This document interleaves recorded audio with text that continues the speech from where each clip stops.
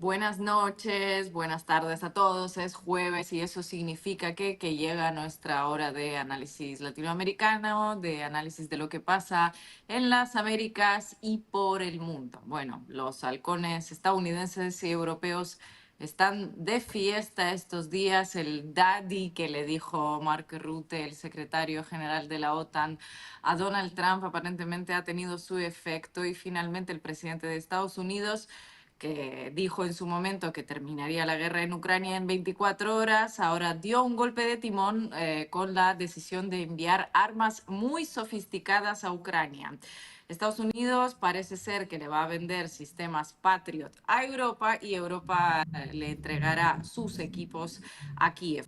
Una jugada maestra, un negocio redondo en el que Estados Unidos sigue vendiendo armamento y a la vez apoya a su aliado en Kiev, que ha sido usado como proxy contra Rusia a lo largo de los últimos 3 años, y con una Europa celebrando su propio endeudamiento de fondo. Además, Trump no sería Trump si no amenazase con los famosos tariffs, así que le dio a Moscú 50 días para llegar a un acuerdo de paz con Kiev y no, bueno, aranceles del 100% contra Rusia y sus socios comerciales, es decir, contra China y la India principalmente. La pregunta es, ¿cambiará esto el curso de la guerra? ¿Cómo va a responder Moscú? Que sabemos que bajo presiones y ultimátums no es que responda de manera muy amistosa. Y bueno, ¿y qué va a hacer en estos 50 días? Hoy lo vamos a hablar con Naya Sanso y de una guerra nos iremos a otra, al genocidio palestino que no se detiene, más concretamente.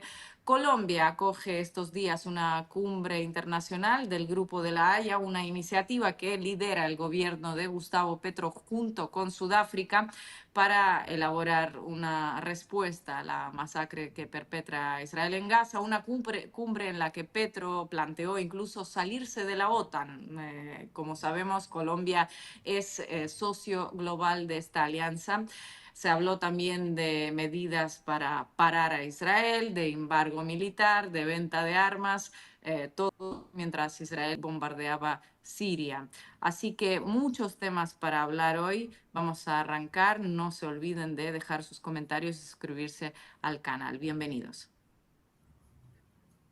Buenas noches, Ina, buenas noches, Marquito, buenas noches a toda la comunidad de Macondo. Esperamos que estén muy bien. Recuerden poner el me gusta, hacer los comentarios que deseen y apoyar, suscribirse a nuestro canal.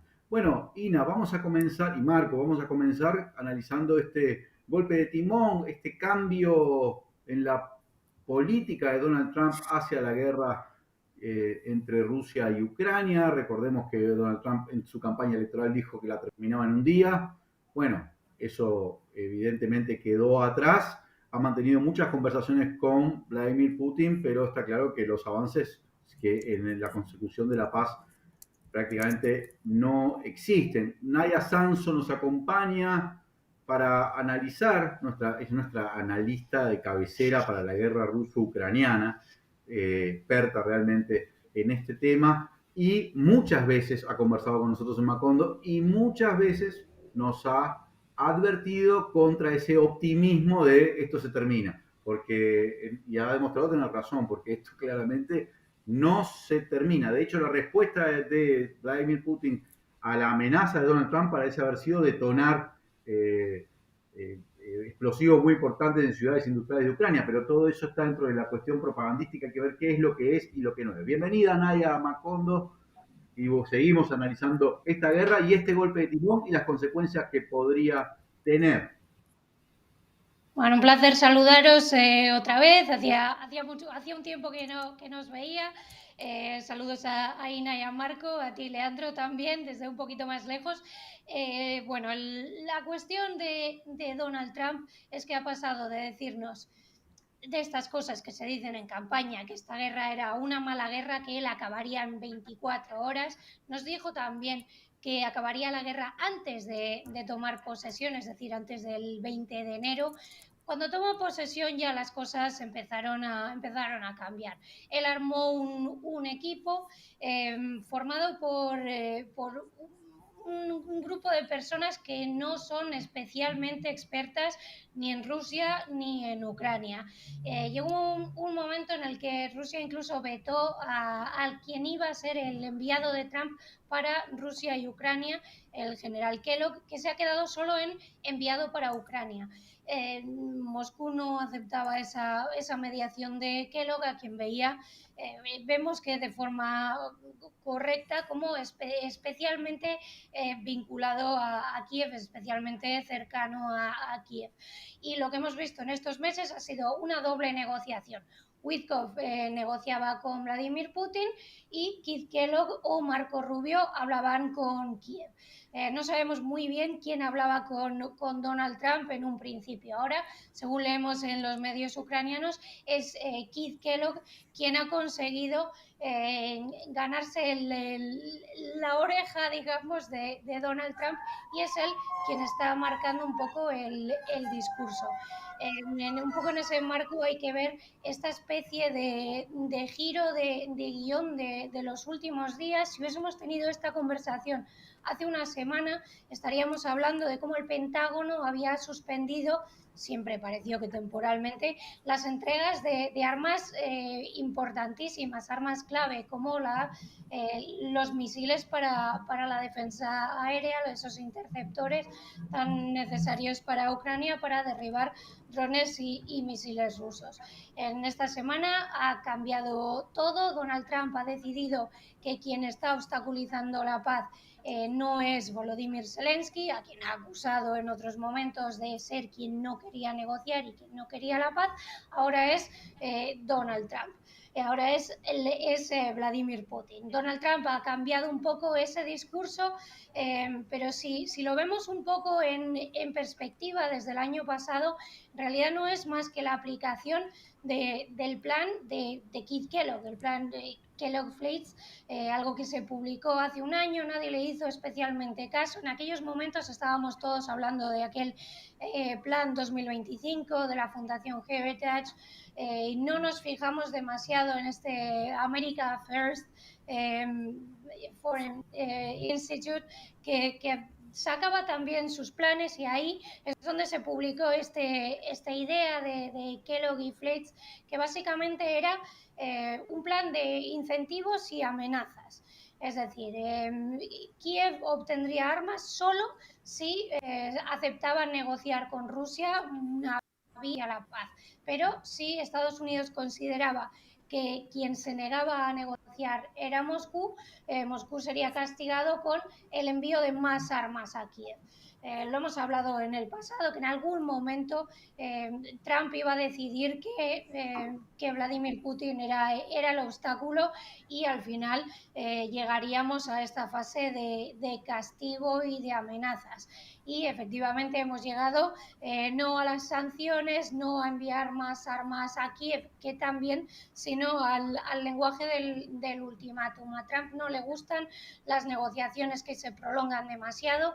Lo hemos visto en el caso de Oriente Medio, en el caso de Irán, se dio X días, al día siguiente empezó el bombardeo primero israelí, después estadounidense. El lenguaje del ultimátum es más sencillo cuando no estás hablando con una potencia nuclear, pero aún así se ha dado 50 días a Vladimir Putin para llegar a un acuerdo.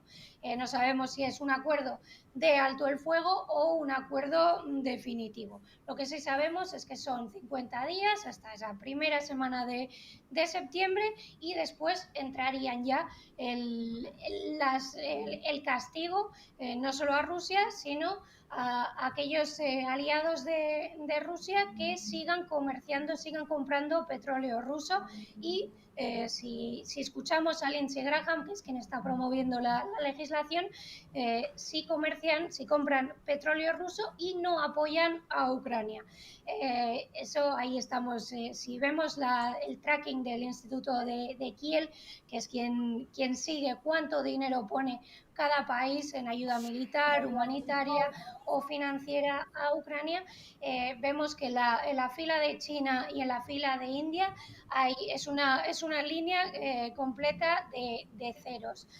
Ni China ni India han aportado ayuda militar a Ucrania y siguen adquiriendo petróleo ruso. Por lo tanto, es blanco y en botella esta idea, esta amenaza no es solo contra Rusia, sino contra sus principales clientes del petróleo. Y a ellos hay que sumar también a Brasil, no porque sea un cliente del petróleo ruso especialmente importante, sino porque Trump considera que el Lula o el sistema judicial brasileño no está siendo lo suficientemente amable con el golpismo de la extrema derecha y especialmente con su amigo Bolsonaro. Por lo tanto, Brasil, que también forma parte de los BRICS, pues entra en el mismo saco de las amenazas. Ahora lo que nos queda saber es cómo va a reaccionar Rusia, qué va a hacer en estos 50 días y cómo va a responder por una parte Ucrania y por otra Estados Unidos. Lo que vemos de Ucrania, por sus declaraciones, están ya hablando del día 50 más 1, de cómo estas sanciones van a destruir la economía rusa y la guerra se va a acabar, ya sea porque Rusia se dé cuenta antes de que lleguen esas sanciones y termine la guerra. No sabemos muy bien qué quiere decir en el argot de Kiev que termine la guerra, o porque al día después del día 50 Donald Trump va a imponer esas sanciones y la economía rusa se acabó y ya no va a poder seguir luchando. Este triunfalismo en el que está instalada Ucrania esta semana no es nuevo, ya lo hemos visto, lo vimos la semana que se anunció el envío de tanques Leopard, cuando Ucrania ha recibido los Patriots, cuando se ha prometido a Zelensky los F-16, dijo que Rusia ya no tendría nada que hacer. Las cosas no son tan sencillas como que Donald Trump dé una orden y se acabe la guerra, ya sea por la vía de la fuerza o por la vía de la negociación. Lo hemos visto en estos 6 meses y vamos a seguir viéndolo. Lo que sí que es importante es ver cómo se va a reaccionar en estos 45 días que quedan para conseguir que Donald Trump recoja un poco cable, algo que también ha hecho con respecto a los aranceles contra otros países, o que haya realmente un proceso de negociación al que realmente nunca se ha llegado, porque Donald Trump habla de que ha habido 4 ocasiones en las que ha estado a punto de conseguir un acuerdo con Vladimir Putin, algo que no parece que haya sido así, porque nunca se ha estado cerca de tener un acuerdo político que Rusia pudiera firmar y que fuera capaz de decir a su población que se terminaba la guerra porque había conseguido ciertas condiciones. No se ha llegado hasta ahí porque nunca se ha llegado realmente a una negociación política. Trump ha girado el volante más que nada porque no quería que esto se alargara más. Él no es capaz de aguantar una negociación larga en la que ve que no está consiguiendo lo que quiere. En el momento en el que Naya, ve que no tiene la capacidad de conseguir las condiciones que él exige, es donde vienen las amenazas, en el caso de Rusia, estos 50 días, en el caso de Irán, directamente el bombardeo. Naya, una pregunta, porque hay múltiples interpretaciones y de hecho hay como elementos pintorescos, como por ejemplo la aparición de la agente Melania Trumpenko, que así fue apodada, que sería el factor que hubiera hecho que Trump finalmente, luego de conversar con su esposa, decidiera cambiar de posición. ¿Por qué ella estaría a favor de Ucrania? Entonces ahora hay una suerte de campaña en Ucrania a favor de Melania Trumpenko, así la han apodado, no es que lo digo yo. Interpretaciones respecto a cierta capacidad de convencimiento que habría tenido Europa, diciéndole a Trump, mirá, esto no tiene la salida que estás planteando, no es posible. O como decía Juan Domingo Perón, que la única verdad es la realidad, y la realidad es que nos está acoplando el ritmo de la guerra y su desenlace a lo que él quiere. ¿Cuál pensás que es la razón principal entre Trumpenko, la Unión Europea o la realidad para que dé este giro donde uno ve más frustración que otra cosa, ¿no? Porque de hecho, si uno despeja un poco la maleza de los gritos, los tweets y las grandes frases de Trump, no es que avanza mucho la cosa en términos generales, pero en este caso concreto tampoco. Entonces, ¿cuál pensás que es el elemento determinante? ¿Llegó a la conclusión de que Putin no quiere la paz, de que esto no va a funcionar así? Yo creo que básicamente es que Trump se ha dado cuenta de que esta guerra es más difícil de resolver de lo que él pensaba. Esto no se resuelve con unas llamadas a Vladimir Putin y ofreciéndole ese aliciente de volver a recuperar el comercio con Estados Unidos o la vuelta de las empresas estadounidenses a Rusia. La cuestión principal de esta guerra es la de la seguridad. Y en esa cuestión, especialmente en lo que respecta a la OTAN, las posiciones de Rusia y Ucrania son completamente contrarias.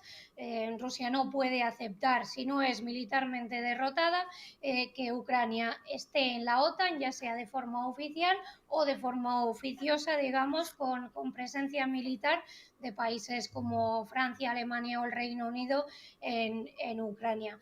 Ucrania no puede tampoco aceptar renunciar a la OTAN si no es con unas garantías de seguridad que ya en 2022 sus aliados le negaron. Y por lo tanto, esta guerra necesitaba un proceso de negociación que desde el principio dijimos que iba a ser muy duro, porque se puede pensar que la cuestión territorial es la más importante. Esa realmente no es la más difícil de resolver, pero especialmente la cuestión de la seguridad, las sanciones, cuál es la posición en la que quedan tanto Ucrania como Rusia en la arquitectura de seguridad europea del futuro. Negociar todo eso requiere voluntad por las dos partes. Sabemos que Rusia no tenía especial incentivo ahora mismo porque Rusia se ve más fuerte que Ucrania. Ucrania no tenía más incentivos que la obligación de Donald Trump de tienes que negociar. La delegación que Zelensky ha enviado, nos lo ha dicho el propio Zelensky, la que ha enviado a Estambul, tenía la orden de negociar únicamente, de aceptar el alto el fuego unilateral que se le exigió a Rusia por parte de los países europeos, o negociar solo cuestiones humanitarias, es decir, intercambios de prisioneros o entregas de cuerpos de soldados caídos en el frente. No se ha negociado políticamente absolutamente nada. No se ha llegado a ese punto porque no ha habido una mediación capaz de hacer que las partes llegaran a ese punto. En ese sentido, tiene mucha importancia la postura de los países europeos, que han sido más beligerantes incluso que la propia Kiev. El giro a la retórica de paz que dio Zelensky cuando Trump le obligó a aceptar esa idea del alto el fuego, la Unión Europea tardó varios días en darlo también.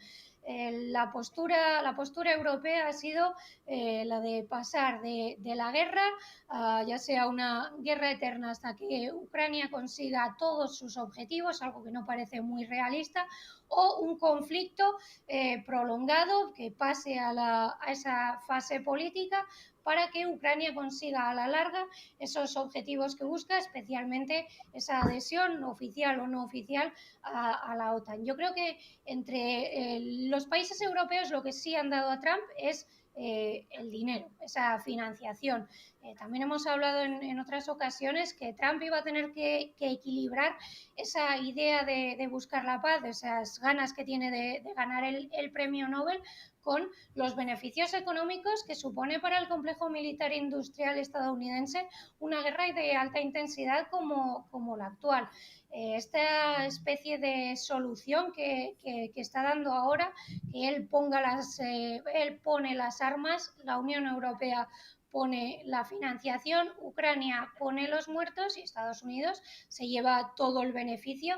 Ese es un poco lo que yo veía en un principio, que esta paz por medio de la fuerza de la que él hablaba iba a tener más de fuerza que de paz. ¿Y qué papel puede tener ahí Melania? Es evidente que si Melania es pro-ucraniana, como ahora parece que dicen los medios ucranianos, puede tener una influencia, pero seguramente tenga más influencia esa especie de lucha que ha habido entre Witkoff y Kellogg y Marco Rubio por ganarse a Donald Trump. Donald Trump no es una persona que tenga una experiencia enorme en las relaciones internacionales ni un conocimiento específico ni sobre Rusia ni sobre Ucrania.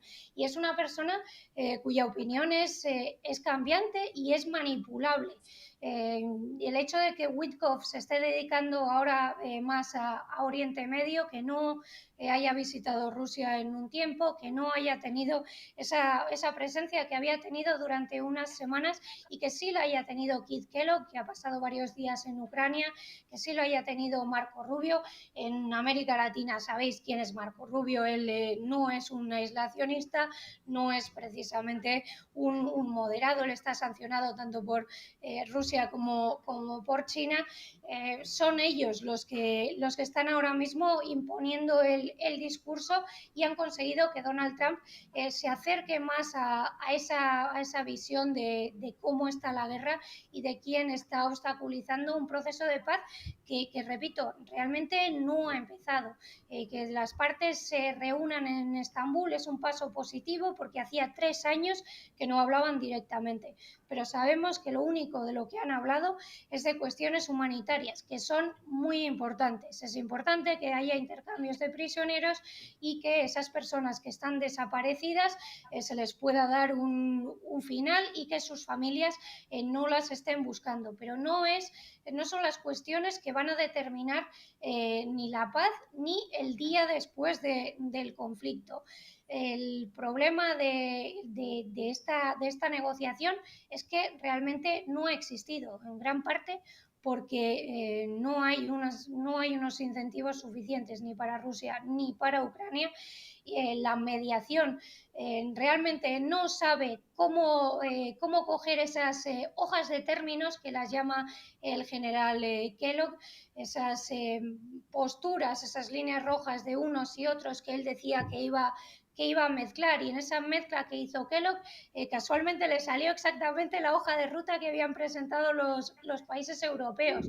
La postura de los países europeos ha sido dar a Donald Trump todo lo que pide a la OTAN, ese 5% de gasto en gasto militar y en seguridad, pagar las armas estadounidenses siempre a cambio de que Donald Trump se acerque más a su postura que a la postura rusa, es decir, a seguir intentando por la vía militar esa paz por medio de la fuerza, presionando a Rusia por la vía militar hasta que Rusia no pueda seguir luchando y tenga que llegar a un acuerdo que se parezca más a lo que los países europeos exigen, que durante mucho tiempo ha sido más de lo que exigía Ucrania, en el que se reúnen los países más grandes, las potencias de la Unión Europea y Kaja Kallas. Ellos siguen exigiendo, en cada comunicado, siguen exigiendo la integridad territorial de Ucrania según sus fronteras internacionalmente reconocidas, es decir, incluyendo Crimea, algo que Ucrania durante meses ha dejado de decir porque hacía imposible la negociación y porque no podía decirlo. La postura de los países europeos ha sido todavía más beligerante que la de Ucrania. En esas condiciones negociar es muy difícil, especialmente cuando no hay un mediador que realmente sea capaz de conseguir incluso que las partes negocien. Naya, aprovecho para hacerte una última, varias preguntas en una y trasladando un poco todo ese tema al frente, a Ucrania, a Rusia.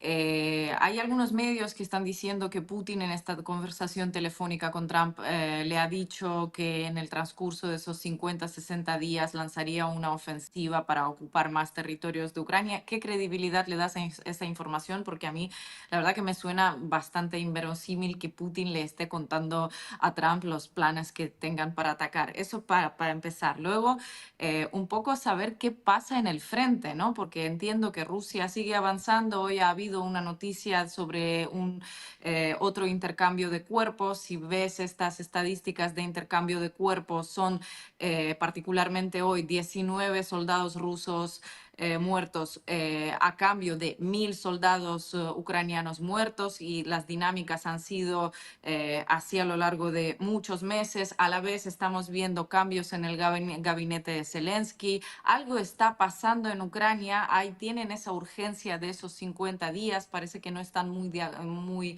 contentos con ese plazo en particular.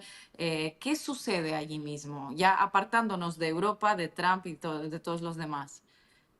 Bueno, Ucrania lo que quiere es que las sanciones sean más rápidas, que esto se imponga ya, aunque ya están hablando de cómo va a afectar estas sanciones a la economía rusa. Por lo tanto, da la sensación de que su idea es esperar, dejar que pasen estos 50 días y confiar en que esa presión de los países europeos y Estados Unidos en términos de sanciones y sobre todo esa llegada masiva de armas sofisticadas, bueno, Merz nos ha dicho que no serán días, que serán semanas lo que puedan tardar en llegar esos Patriots, que Francia no, pero Alemania sí que está dispuesta a costear.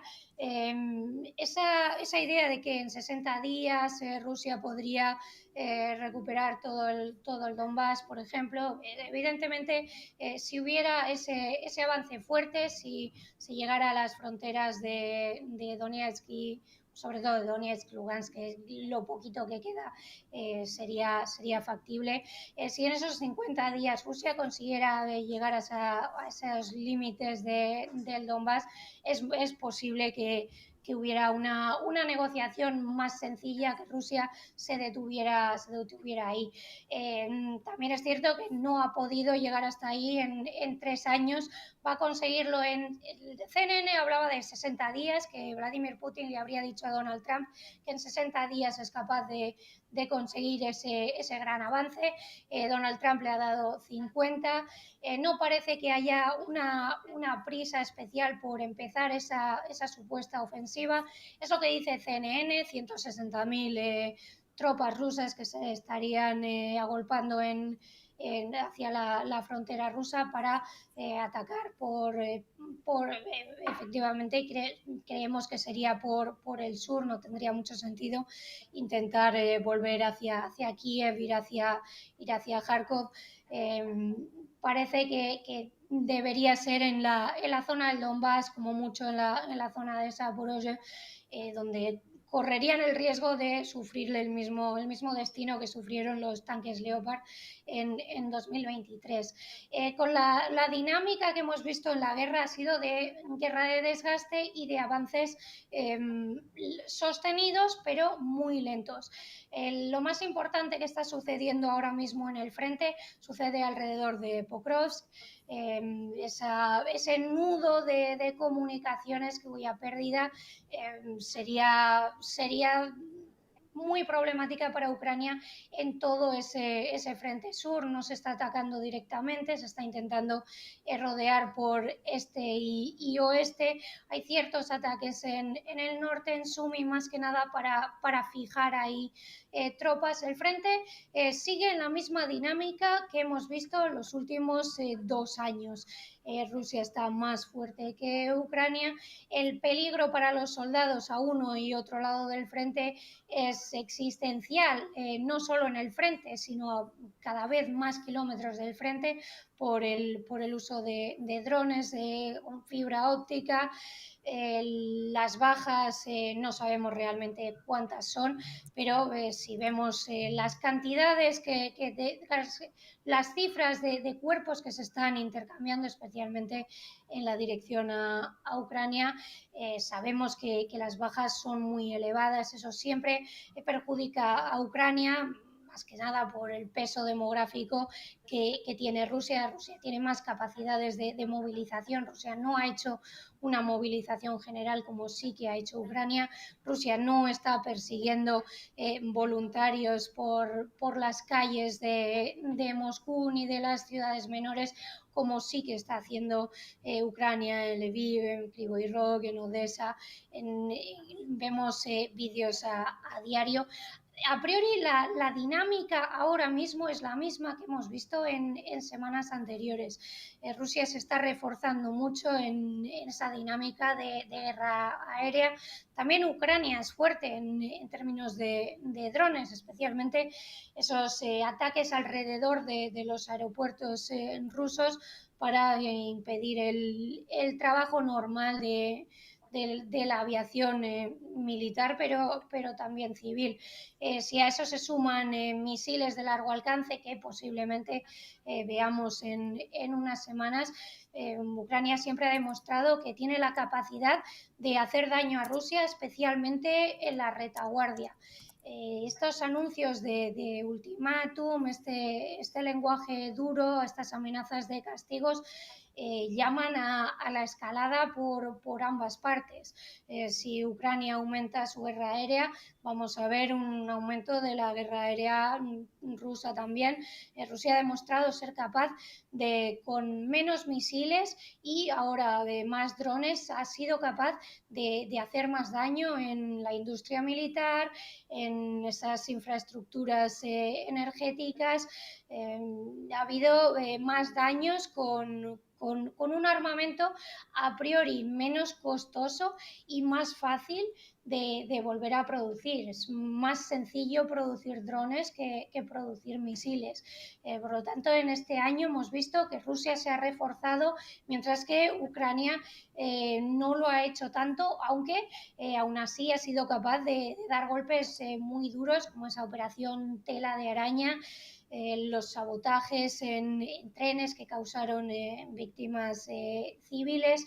La guerra está otra vez en fase de, llamémosle, de vértigo, de potencial escalada por muchos lugares, ya sea por la vía de una ofensiva terrestre. Solo Rusia está en condiciones de lanzar una gran ofensiva terrestre, o ofensivas aéreas como las que hemos estado viendo a uno y otro lado, pero con más drones y con más misiles. Es un momento peligroso. Siempre que empezamos a hablar con el lenguaje del ultimátum, tenemos que saber que hay nerviosismo a ambos lados.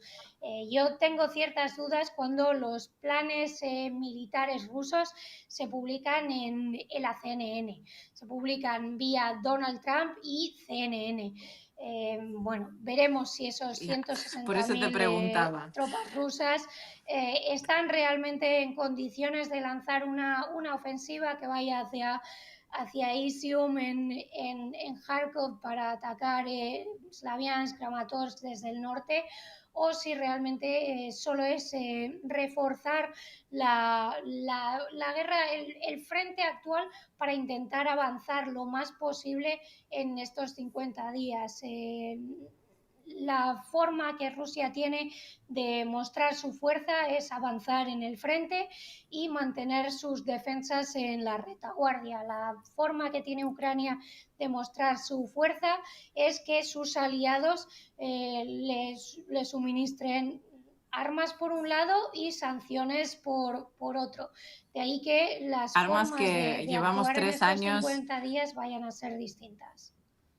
Llevamos 3 años esperando que un arma milagroso va a ser un punto de inflexión, y ese parece ser uno de Exacto. esos momentos, ¿no?, en el que la guerra va a seguir sin que nada cambie. Naya, muchísimas gracias. Nos quedamos como siempre sin tiempo. Se nos pasa muy rápido esas charlas contigo.